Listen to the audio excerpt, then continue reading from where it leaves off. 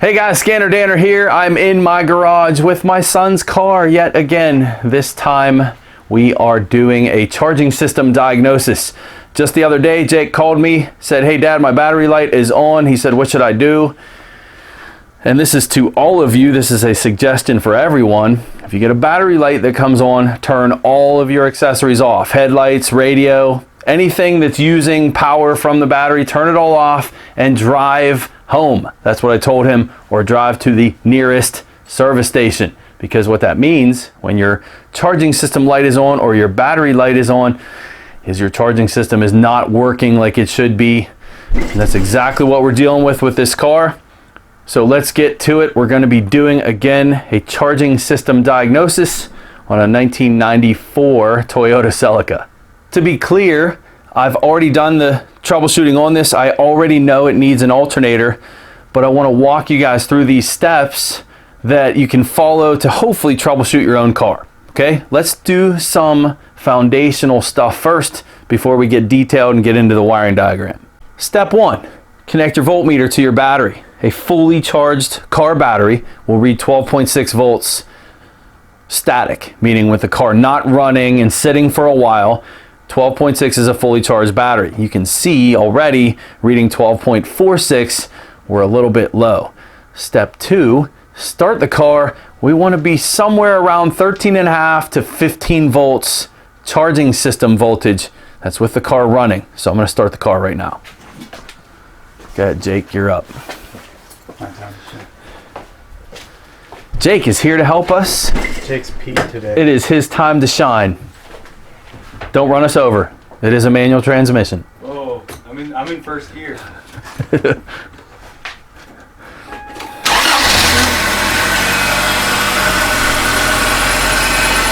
Just stay in there for a little bit. All right, as you can see right now, we're at 14.6 volts, which is good. That means this alternator is charging. And also right now, our charge light, our battery light is not on. I just shut the car back off because I wanted you guys to see the battery light and where it was on the dash. Go ahead and start that back up, Jake.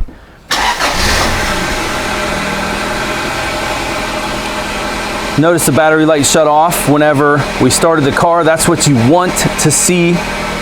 Okay, back under the hood.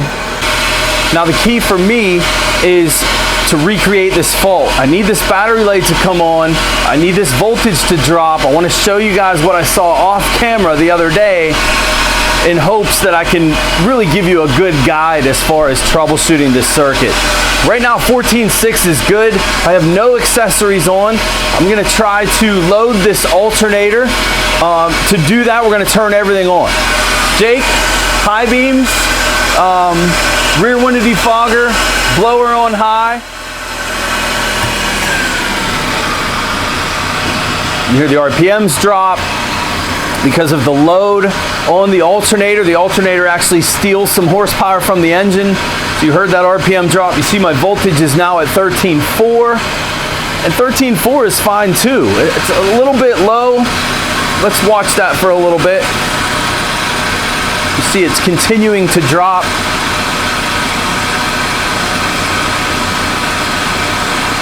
We don't want to be in a rush when we see low voltage to say, hey, that's a bad alternator.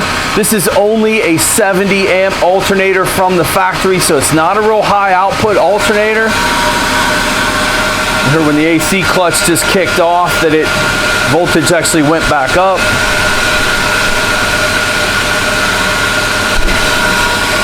Turn your AC on, Jake.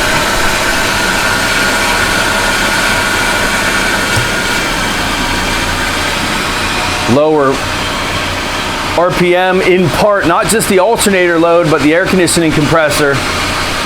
You see voltage is around 13 right now, dropping to 12. This isn't really that great, but remember, we're at idle and everything is on.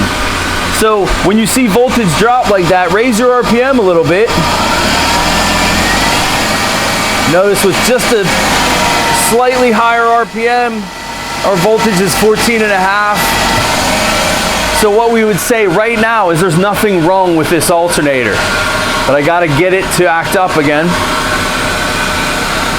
I'm hoping we can show it. You want to pause until it acts up? I'll keep this rolling. Yeah, we will. Hold on. I'm just going to try to make it do it.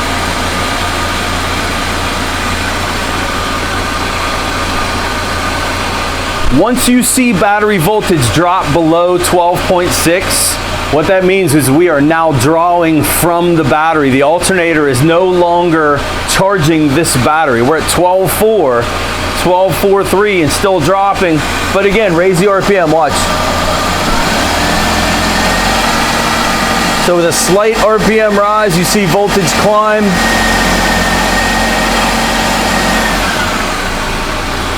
So my point right now is don't overanalyze an idle low voltage reading when you have all the accessories on, especially on one of these older cars. Our battery's weak too, so we have this huge load on this alternator. We're charging the battery and we're running all these accessories. Jake, turn all the accessories off, leave the car run.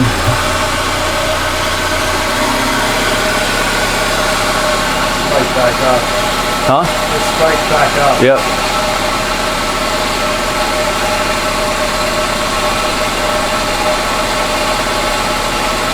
Shut the car off. Another thing to consider when you have a charging system issue, say low voltage issue, is you want to make sure that your belt isn't loose. So the belt that's on this, if you have a very loose drive belt, what that can do is slip on the pulley, and that can give you low voltage as well. Just want to make sure I'm pointing that out before I forget. Again, I'm trying to recreate this fault. Jake, go ahead and start the car back up again.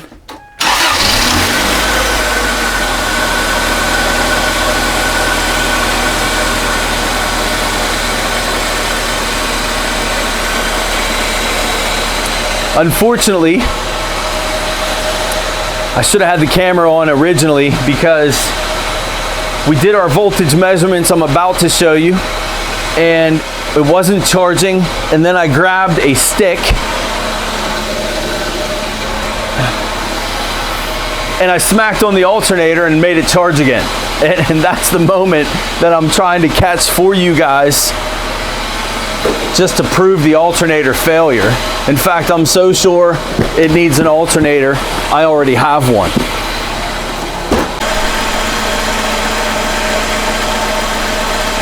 Just relocating my alligator clips here. I wanted to talk while we're waiting for this thing to act up about terminals. We want to make sure that our terminals on the battery are not loose or corroded. This positive cable has certainly seen better days, though the connections are still good. Let me relocate this one and I'll show you.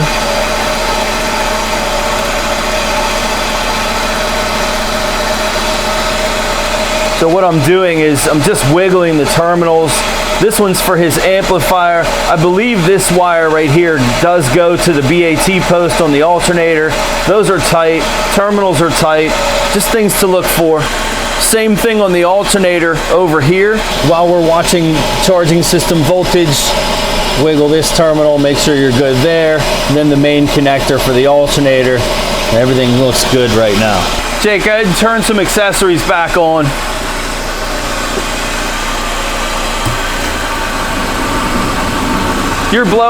Turn your AC off, put your blower on low.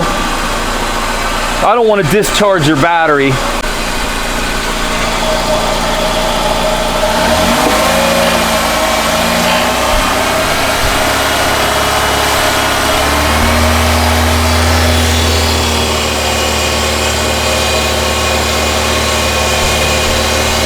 The alternator's a little noisy.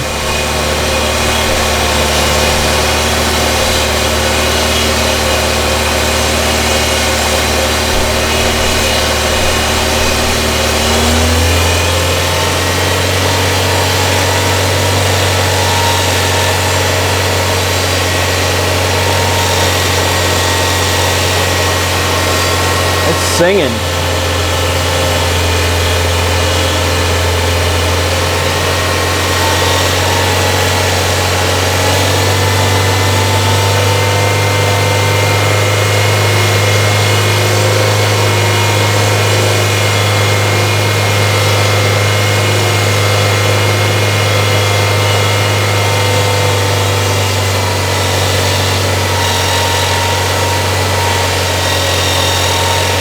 You hear that?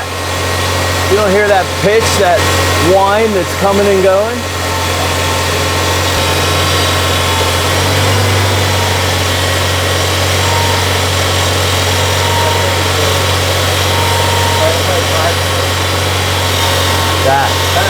That's the alternator.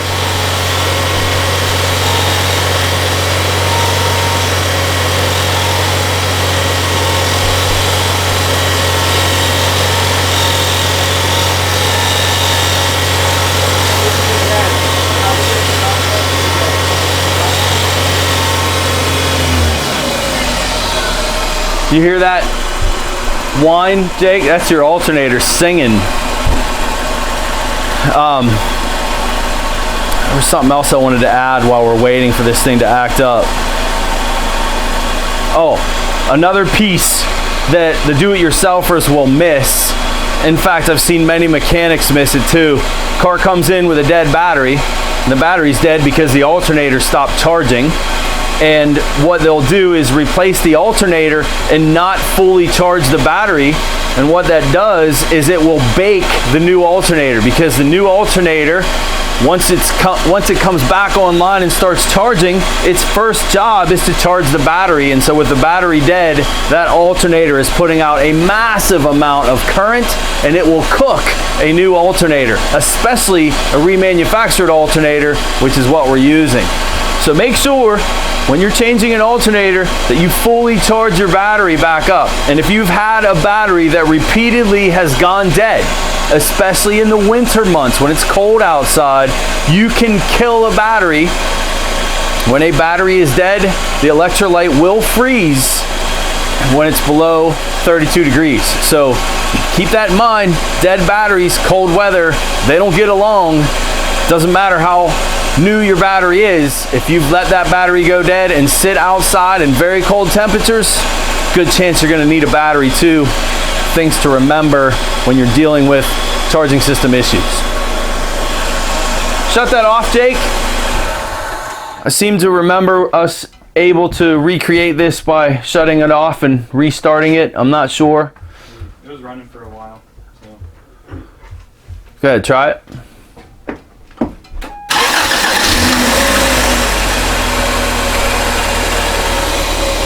There it is, right there. Battery light's on too, isn't it? All right, so we're clear. You never want to see that battery light on whenever the car is running. Okay, you see that battery light on, that is a warning. Your charging system is not working like it should be. As you can see, our voltage is low. It's time to get home and shut all your accessories off. All right, so this is just a lesson here on what a charging system, overall system voltage does when an alternator is not charging. Notice we're down to 11.9 and we're dropping. Watch what happens when the headlights are on. Jake, turn the headlights on. So we're dropping even lower and faster. And this is why if you're stuck somewhere, turn your headlights off, just parking lights, Jake. Turn your parking lights on so you're safe and people can see you, and literally drive with your headlights off. Drive slow, of course. And it depends on the roads you're on, but if you're in an emergency situation and you need to get out of that situation, turn all of your loads off that you can, and that's kind of the lesson here. All right, turn the parking lights off. While we have this in a no charge situation, what we want to consider is wiring. So right now I'm reading 11.7 and that's at the battery. I want to compare that to my BAT post. So this BAT post, we're good, right here at the alternator, should be the same voltage as battery positive where I'm connected right now. So I'm just going to move this lead. I'm reading 1178.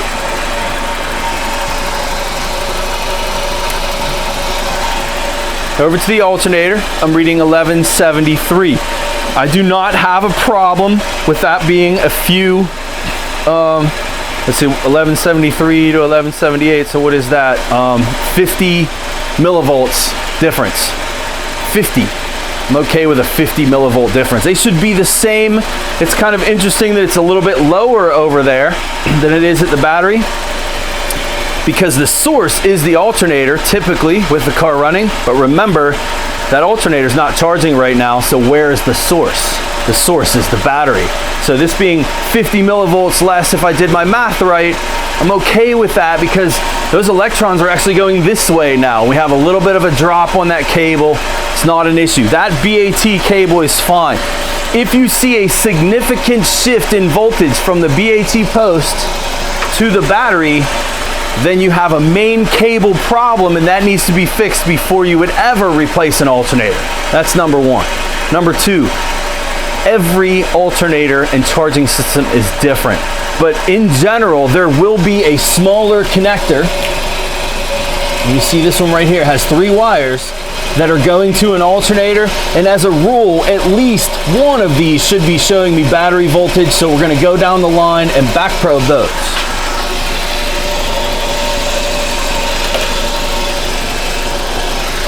First wire is yellow, and we are not going to be back probing today, boys and girls, because this is the weather pack seal is rock hard. So I don't have a choice but to do unplugged tests. You guys have heard me talk about this many times. I'm not going to stuff this pin in there and spread the terminals. I'm going to put it next to it. I'm going to measure my voltage on each one. There's 11.3, 11.4,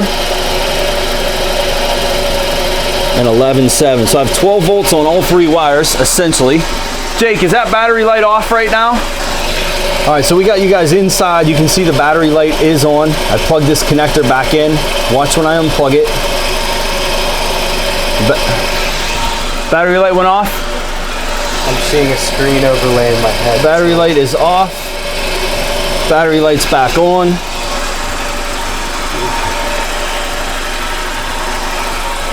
Let's get this reconnected to the battery.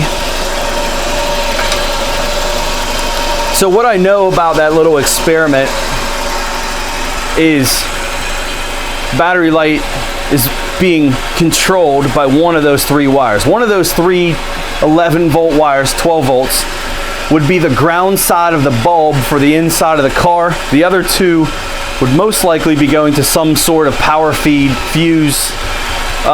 This is a system, it's not computer controlled. The regulator is inside of the alternator. It's all self-contained. So basically we have everything we need for this thing to work. There's one other check you could do, and that would be on the alternator case, and that would be ground to ground. So we just really go on the alternator ground, the case, with that lead, and then that's my positive lead. My negative lead's on the battery, and you can see we have 0 volts. So there's no issue with that alternator ground. Last thing, guys, we definitely want to check a wiring diagram to make sure we're interpreting our voltage readings correctly on those 3 small gauge wires. And then while this is acting up, I want to see if I can make it work again. This is what I did without the camera the other day. Smacked on the alternator. Let's watch it.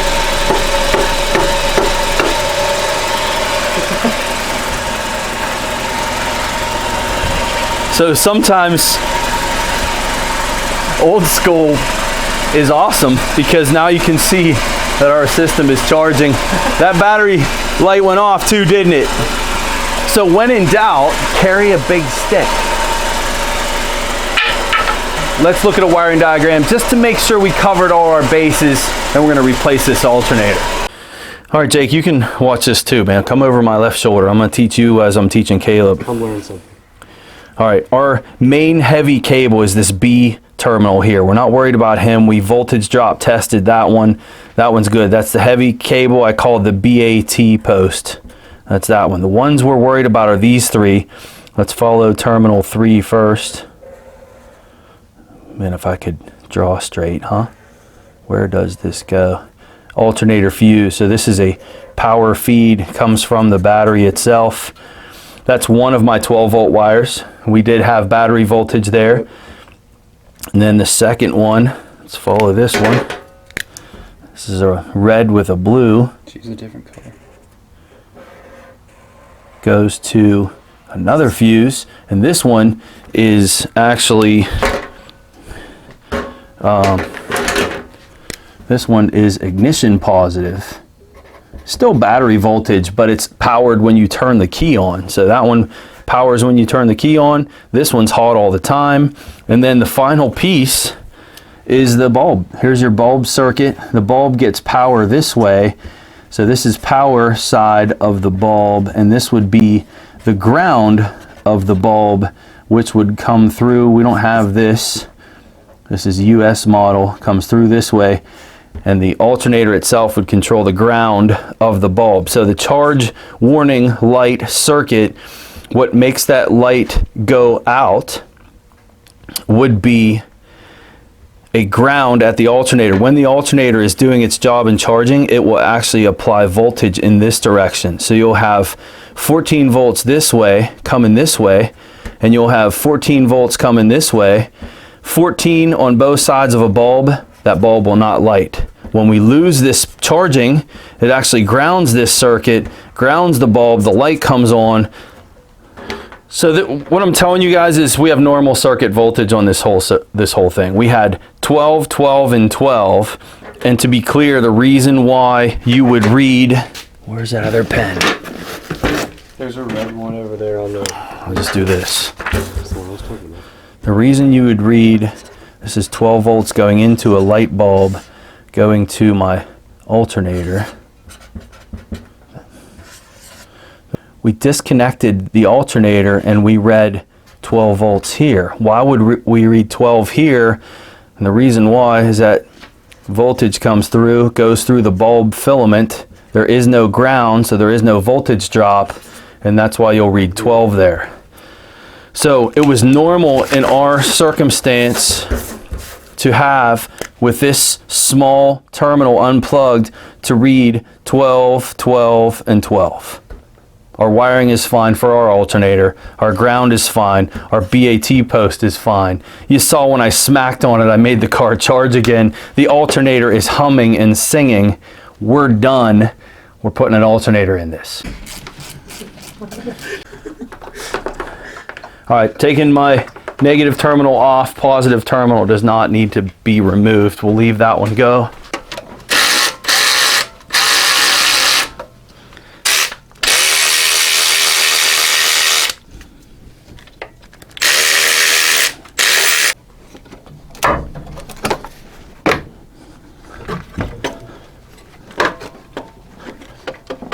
Here, come here and hold this alternator up for me. That's you, Jake. Just, yeah, so it doesn't fall back down. It's freaking hot. A little bit. You know how long it would take the rookie to get this bottom bolt out? Because you'd be doing it with a wrench. Yeah, You'd have been there for a freaking hour. because you wouldn't have that fancy tool. Yep. What are these fancy tools that you can find on my Amazon page? Locking extension, swivel socket, made by S&K. Had them for like 20 years. I'm gonna get me something like that. You're gonna need them. Viola. All right, let's compare. What do you think? Looks good to me. Same pulley.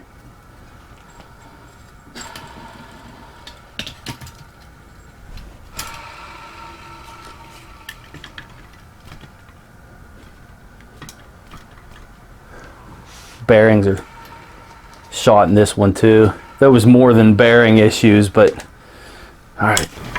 Now I know why you make Pete do this stuff. What, the repair part? Yeah. Yeah, right? This sucks. Tell me about it. This is exactly what you tell people not to do. Well, you got to change a part sometimes. Yeah, I know. But I'm enjoying the company of my sons. Moral support.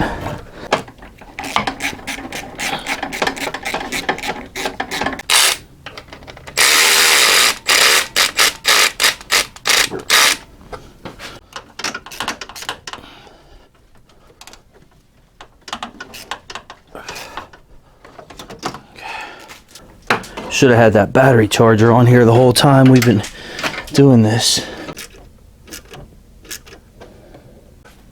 All right, everything is reassembled, and battery voltage right now, we're at 12.4. We should have had a battery charger on this while I was putting all this together. I'm not gonna start this car with this battery being weak. We're gonna charge this for a little while before we start the car, just like I told you guys about, and then we'll pick this up in about a half an hour or so. We are back. It has been, I don't know, about 45 minutes, wouldn't you say? An hour? Okay, what I have on here is my charger I use for programming. It is one that pretty much keeps the voltage around 14.5 volts, and as you can see here, that's what we're looking at. And when I shut this charger off,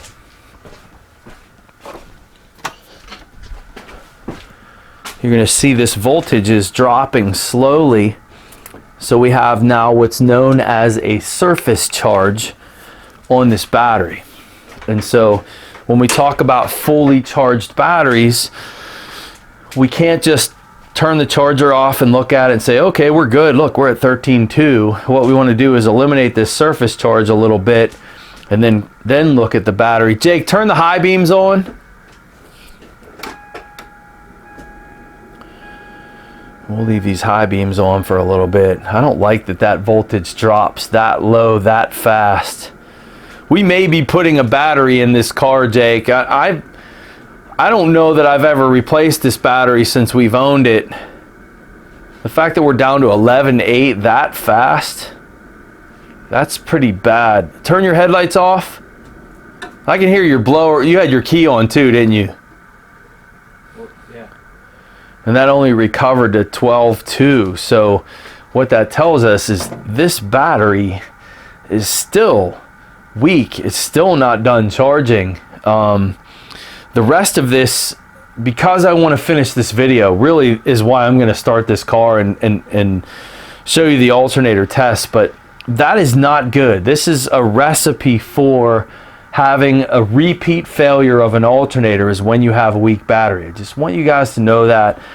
For us in this situation, I don't want to do this for another hour and then restart this video. I want to be done with this, but know this, off camera, after I show you the output of this new alternator, we're going to shut this car off and we're going to leave this thing on a trickle charger overnight and try to recover this battery a little bit. Okay, so Jake, go ahead and start the car.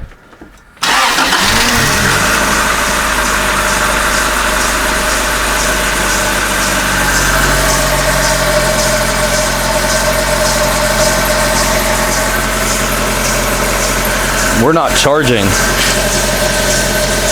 at all.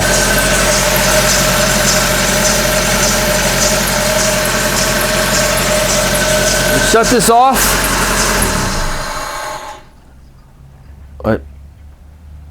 I mean, it didn't even try to charge. That is not good at all. Go ahead, start it back up.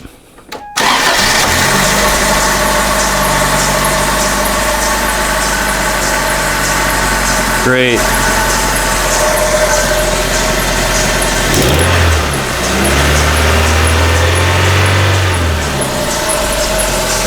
Something looks funny. Shut it off. What is that? Oh. Good lesson.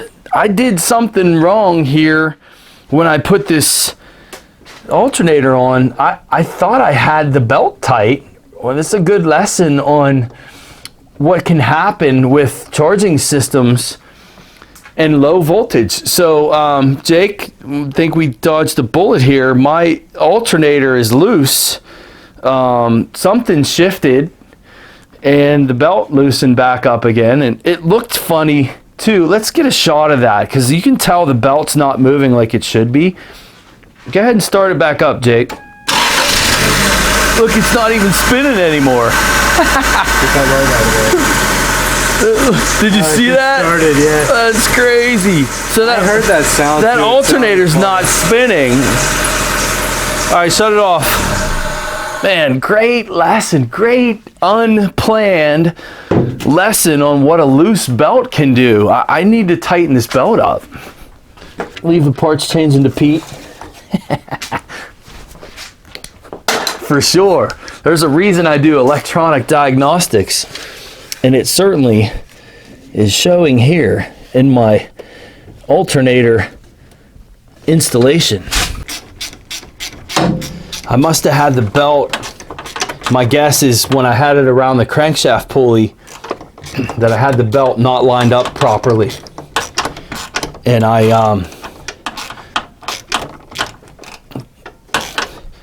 whenever the engine rotated, the belt slipped into its grooves and then loosened back up. That's has to be what happened.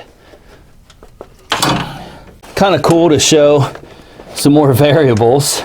That was not anticipated. I thought maybe we were about ready to take this alternator back. This is a remanufactured one.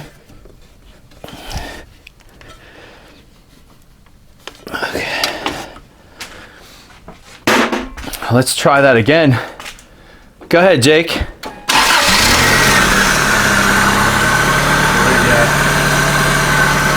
Good lesson on a loose belt. Did you have a battery light on too? It wasn't on? Surprising. That's weird. That is weird. All right, so we're at 14.5. Again, our battery's weak. We need to have this thing charged. So I don't want to do this for very long. Go ahead and turn the headlights and blower on, high beams. Same thing you had on before. See if this alternator is any better at keeping up. Similar, where we have a voltage that's dropping with these loads. But think about it. How often do you have the blower on high beams on, AC on, sitting at a red light? It's a very short period of time.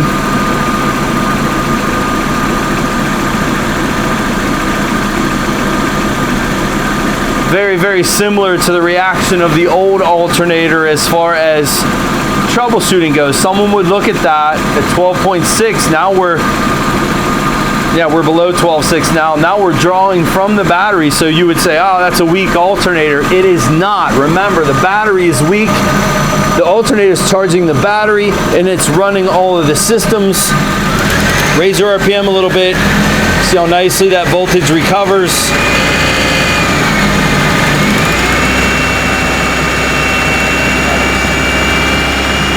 Turn all your accessories off, Jake.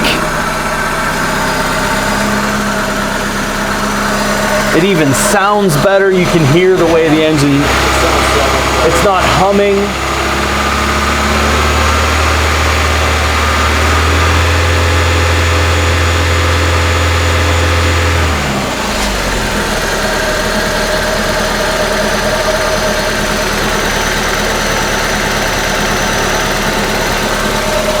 I am comfortable with where we are.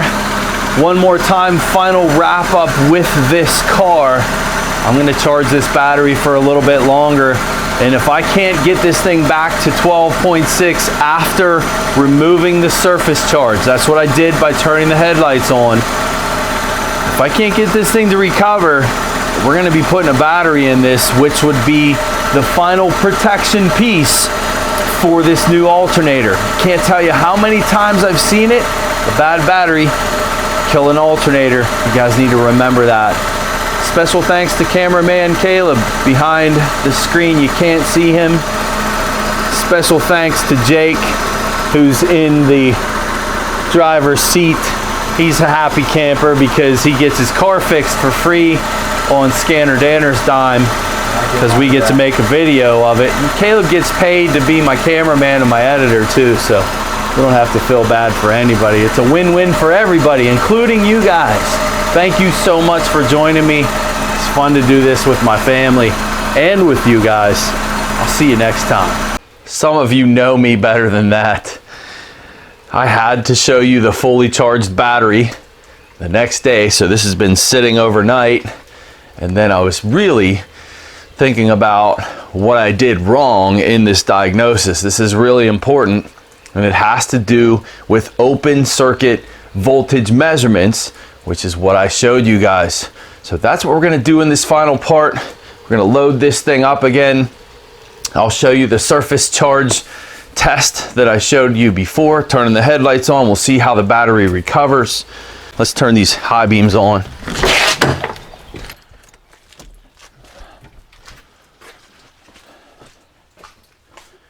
That's dropping fast.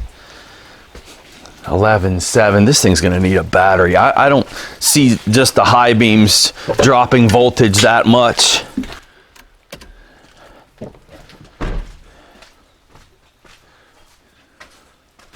Yeah, the recovery is very poor for this battery too. So we're dealing with a weak battery, in my opinion. I mean, it's enough to get him by for now, but when you have a battery like this,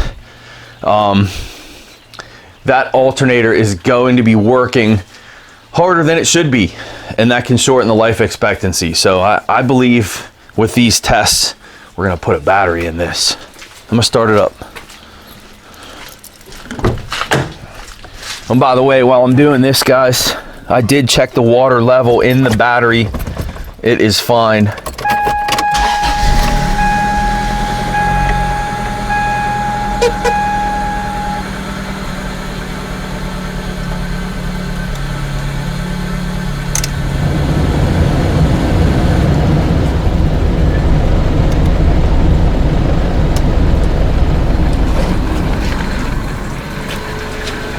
That is with everything on. Wow, that's low. But again, a little bit higher RPM, we're fine.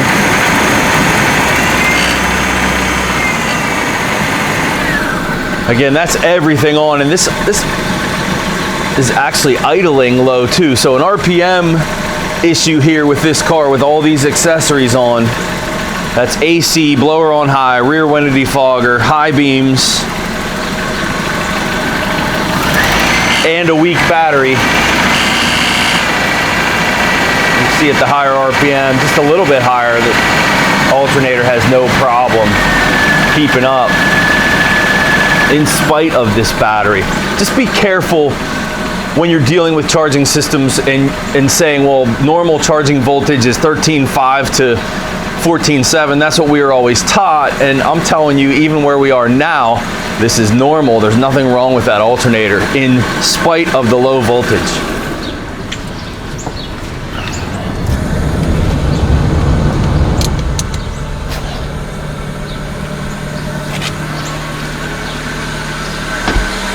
This accessory's off. All right, last piece. What did I do wrong? When I showed you guys the tests on this connector, the back of the alternator, the 3-pin connector, we wanted to back probe it, if you remember, and I could not.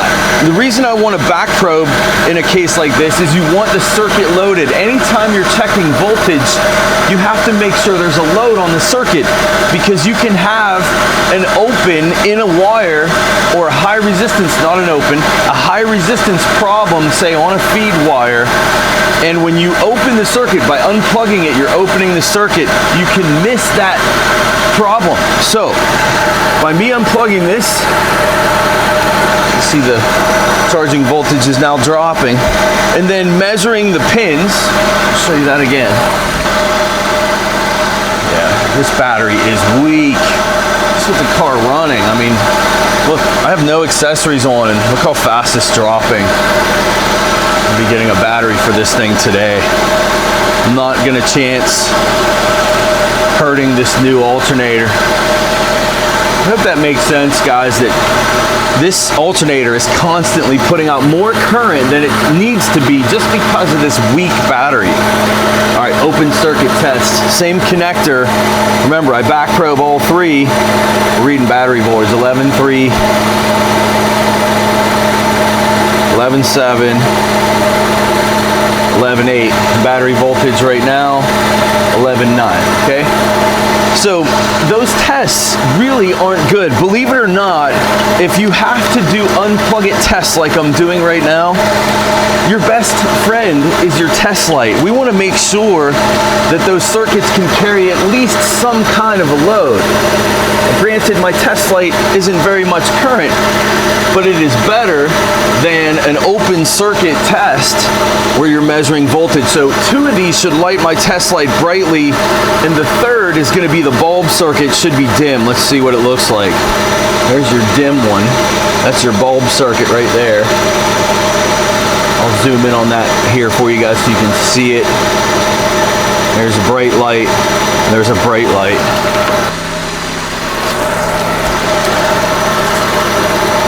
Again, bulb circuit.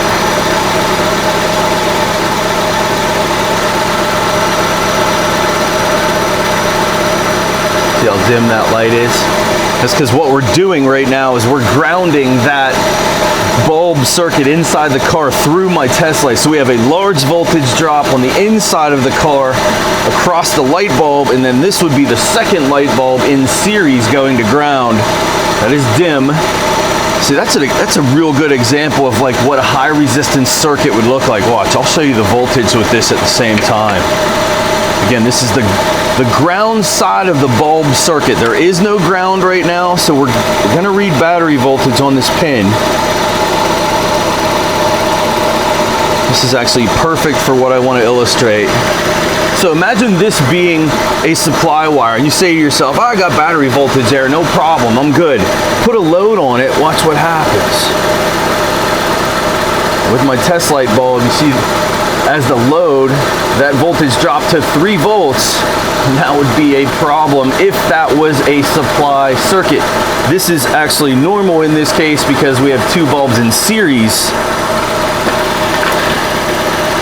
Make sure you're doing loaded circuit testing. That's why back probing was my first choice. So here's the middle wire.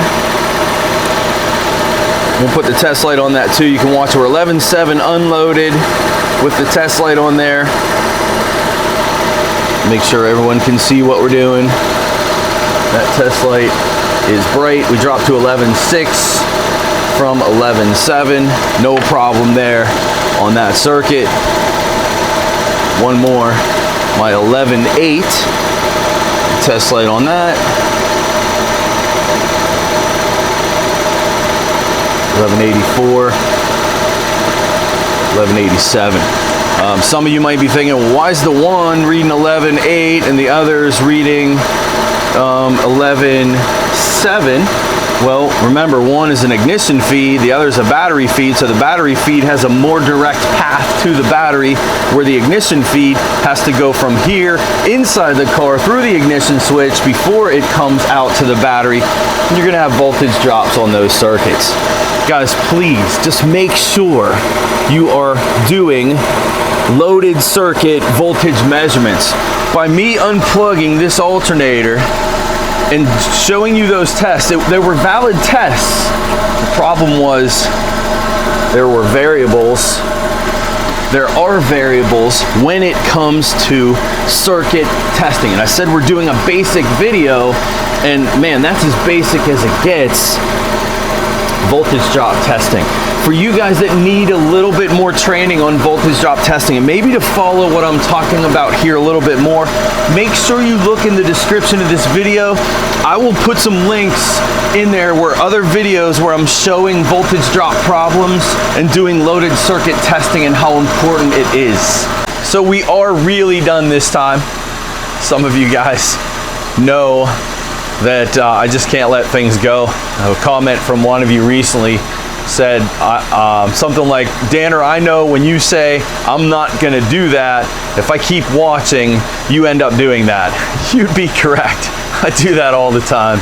My apologies. I wanted to make sure you guys weren't missing anything here. I felt like 2 things I left open. One was the battery, and the second one, most importantly, was this voltage drop stuff.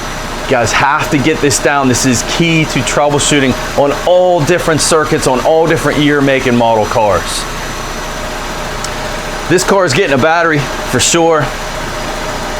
Again, don't forget to check the description of this video for related videos that will help you guys with voltage drop testing. Don't forget too, I have a premium channel that I invite you into my classroom at Rosedale Technical College. It's available on my website. Scanner Danner Premium is the name of it. Used to be on YouTube. It has now moved to my website. You guys can subscribe there and join my classes online. It should be super cool to have you there. I look forward to reading your comments in this video. I'll do my best to answer any questions you guys have. Thank you so much. Again, have a great day. Hey guys, back in the garage again with, I didn't say my name. Yeah. Jake's here. Outtakes. So part of the outtakes, this will be good. Jacob, this is his car. I said that if he doesn't come down here and help, then he's got to pay for this alternator. But if we film it, we can make it a Scanner Danner tax write-off. So that's why he's here, because I'm paying for it. And Jake's gonna help. Jake, get out of here. Yeah, get out of the shot. Ready? Yeah, I'm still rolling. Oh. Because we're synced. I forgot, as Bo would say. Jake's making me nervous. Why? I don't know. Stand behind Caleb. It's an audience. No, it'd be worse. Stay over there. Okay. Is that good? Yeah, that's fine. I don't know. No, it was good. I rambled a little bit. No, it was good. Are you sure? Yeah. Let's have a gander at this alternate. Yeah. What's that? Yeah, that was Tommy. Okay, so okay doesn't need to be there. To be clear, 3, 2, 1. I need to do that more. Like the delay before I start talking. Yeah, you do. Sometimes you'll just like turn around and start. I know. Where are you going to be starting at? I'm going to have the voltmeter. I'm going to talk about the battery and the terminals, and then we're going to do a quick voltage drop measurement on the main cable. But I got to get this to act up first. So, all right, step 1, get a voltmeter. I'm going to try to get that out of the shot too. All the hockey stuff. I just don't want to direct over there. It's good here. I don't care about it. Good. All right.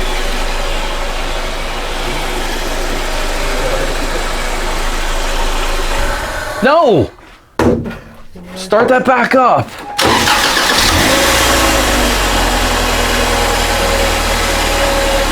What just happened? For 12 minutes. We're all right. Yeah. Leave it run. Let me mount this real quick. Jake. Did he turn it off? Yeah. He turned it off. Yeah. I thought it died. Oh. Oh. Where's my GoPro? I got it. We're gonna do a little GoPro thing right here, because I'm gonna plug this. Huh? I was gonna say we should just mount the GoPro here. That would Take a light. make more sense, wouldn't it? Make way more sense. Okay. That's the side camera. Okay. So you want me to give it? No, let's see. Just clip it like there. That's going right now. Just make sure. That's pretty glary. See